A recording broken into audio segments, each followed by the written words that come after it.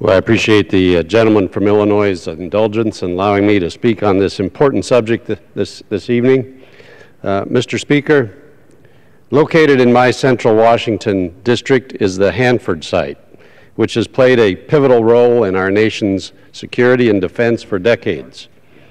As part of the Manhattan Project, the Hanford site produced plutonium for the bomb that eventually brought an end to World War II, and continued work at the site was critical during the Cold War.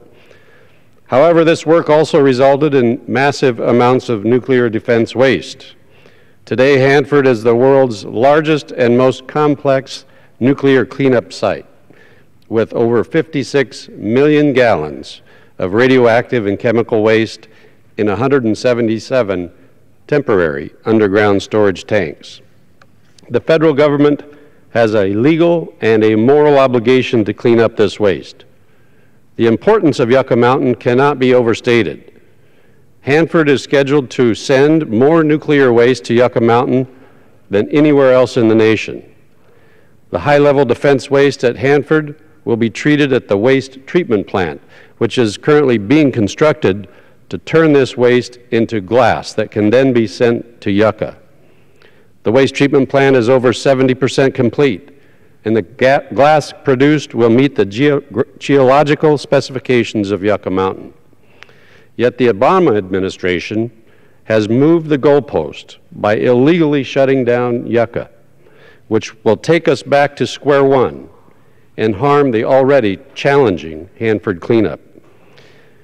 The federal government has spent decades and billions of taxpayer dollars studying the right place for the repository.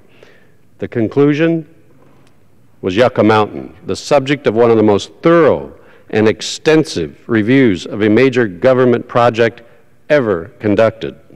It is the lawful repository for nuclear waste, and Congress has reaffirmed this fact many times over. There is no scientific reason why Yucca cannot and should not move forward.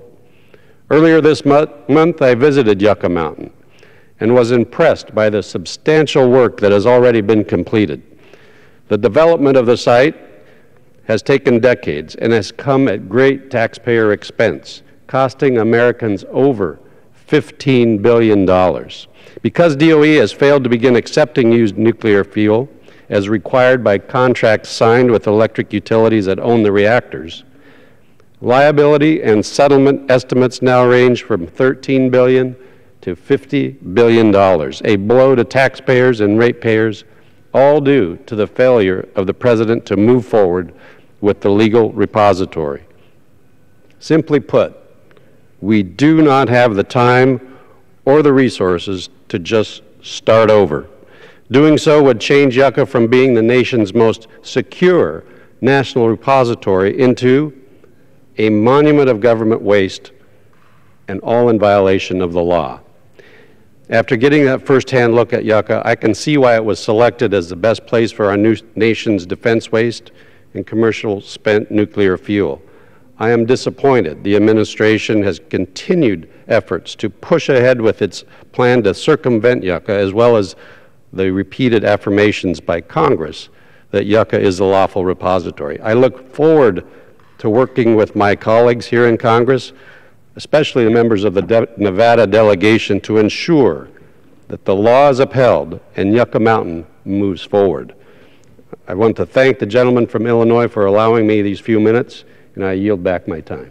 I thank the gentleman from Washington, and I just wanted to kind of highlight again, if I may, you mentioned a statistic just a moment ago that was talking about the fact that because the government hasn't moved forward with Yucca Mountain, the fact that we were actually paying to store this this material all over the country to Exelon and other companies along those lines, it was anywhere between $15 and $50 billion. Over the course of those contracts, that's correct.